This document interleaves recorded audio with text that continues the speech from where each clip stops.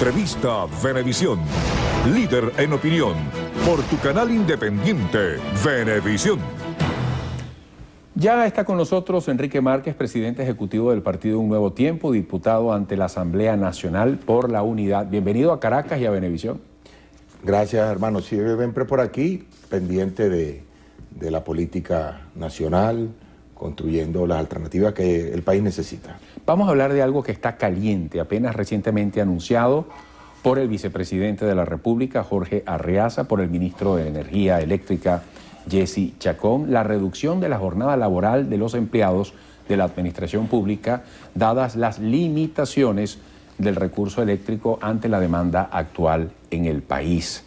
Se habla incluso de que la jornada sería llevada entre 7:30 de la mañana a 1:30 de la tarde.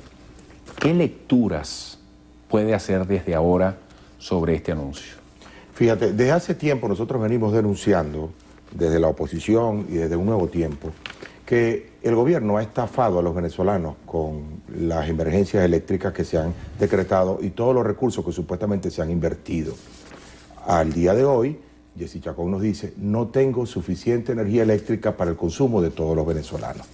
Y por eso decide empezar a recortar y recorta por la administración pública. Pero ya el día de ayer, en Caracas hubo apagones generalizados, en el estado Zulia apagones generalizados, en todo el país.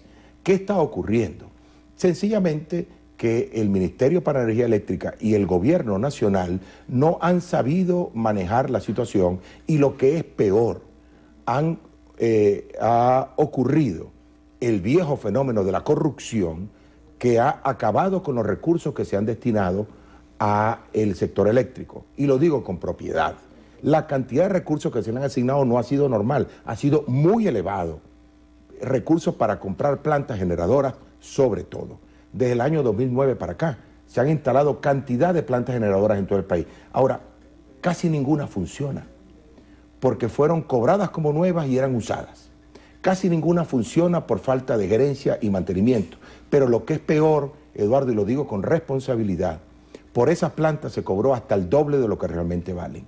Entonces, un país que se ha manejado de esa manera, cuando se instala una planta, digamos la planta de Termozulia 4, para hablar de mi querido estado Zulia, y se cobra por la planta 120 millones de dólares, con un sobreprecio de 45 millones de dólares, porque esa planta allá en el norte vale 120 menos 45, vale 75 millones de dólares.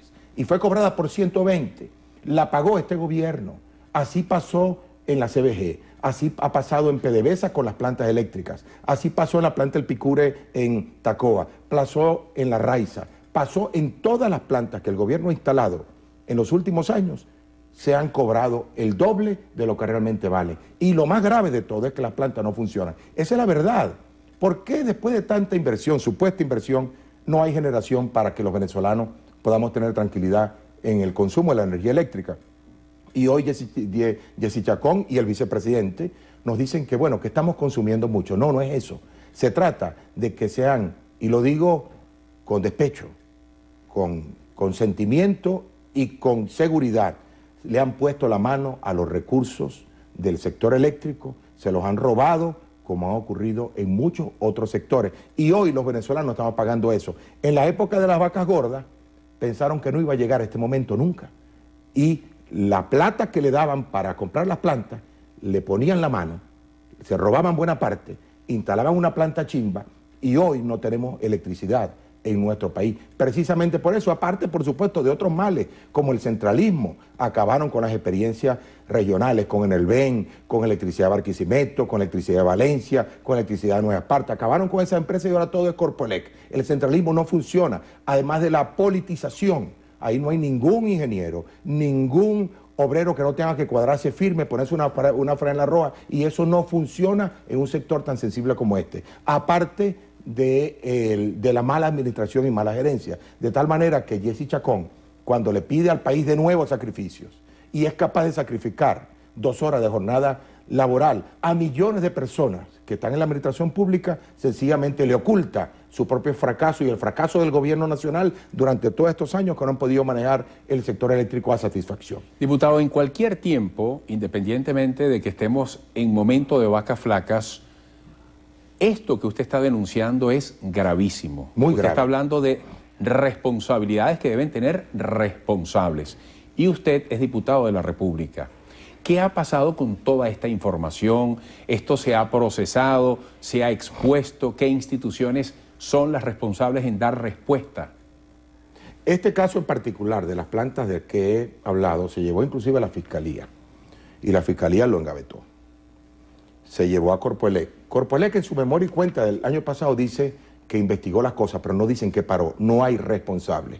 Dos de los responsables están señalados en el caso Andorra, que consiguieron una plata por allá que la lavaron. Dos de esas personas están vinculadas al sector eléctrico durante todos esos años. Sabemos quiénes son. El gobierno también lo sabe, pero no tiene una voluntad real de acabar con la corrupción. Y cuando hablamos de corrupción, no hablamos que se robaron un lápiz o una grapadora de una oficina. Estamos hablando que se robaron miles de millones de dólares. Y lo peor, si hubieran instalado una planta nueva y estuviera funcionando, pero engañaron al pueblo, mientras el pueblo está en emergencia eléctrica, mientras no teníamos luz, mientras estábamos pasando calor y necesidad en nuestra casa sin luz durante la emergencia eléctrica, los tipos andaban, y me refiero a los tipos, a los funcionarios del gobierno, andaban metiéndose los dólares en el bolsillo. Y eso es un pecado, y eso es un delito, y el gobierno no quiere hablarle claro al país y no quiere perseguir esa corrupción, así como la de Cadivi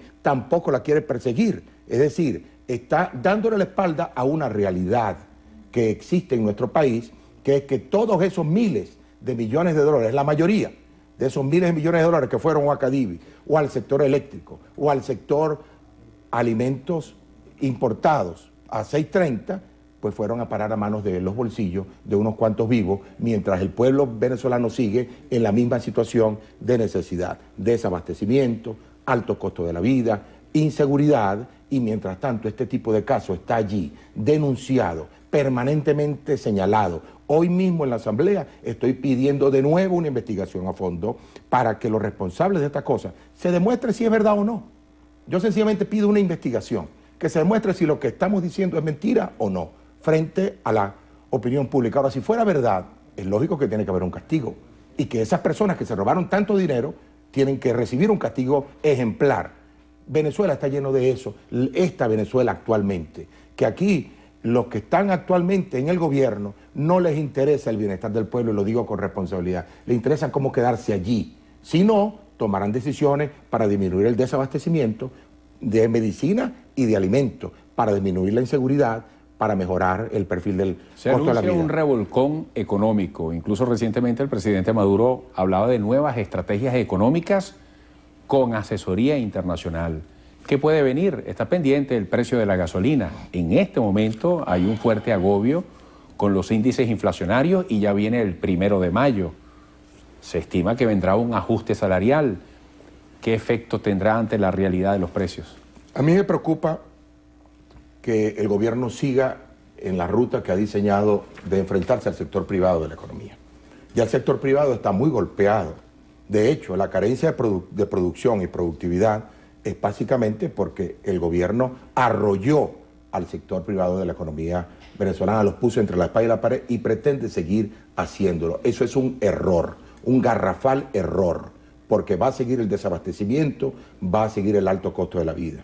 Por si no fuera poco, ya con todos los controles de precio, el control de cambio, el control en la vida del venezolano, que lo que genera es escasez, se dicta una resolución para la creación de un sistema autónomo de administración de medicamentos, algo como eso es, en el cual entonces controlan ahora al detalle el medicamento que el venezolano tiene que consumir. Y no me refiero a cualquier medicamento, no me refiero a una pastilla para el dolor de cabeza, me refiero a hipertensión, a diabetes, enfermedades de tiroides, enfermedades cardiovasculares. Crónicas.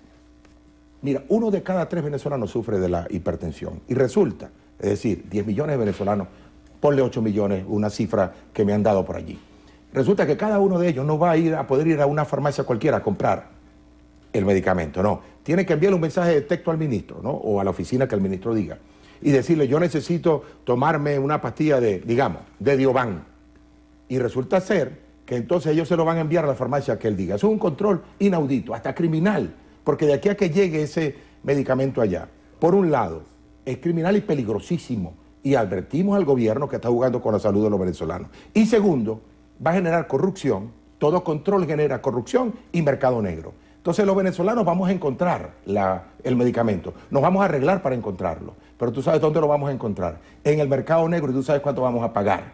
Lo mismo que estamos pagando por el café cuando no lo encontramos en el mercado y tenemos que comprarlo en el mercado negro. Lo mismo que estamos pagando por la harina de maíz cuando no la encontramos en el mercado y lo tenemos que comprar en el mercado negro. Vamos a tener que hacer lo mismo con el medicamento, que no aparecerá en la farmacia porque el gobierno lo represa y lo vamos a tener que comprar en el mercado negro. Eso es inaudito, inadmisible. Yo lo calificaría de criminal con la salud de los venezolanos. Mientras el gobierno continúe con ese esquema de controles, mientras el gobierno continúe con el esquema de controles y persiguiendo al sector privado, no hay revolcón que valga. El revolcón se lo está dando al pueblo, se lo está dando al pueblo porque el alto costo de la vida no lo aguanta nadie.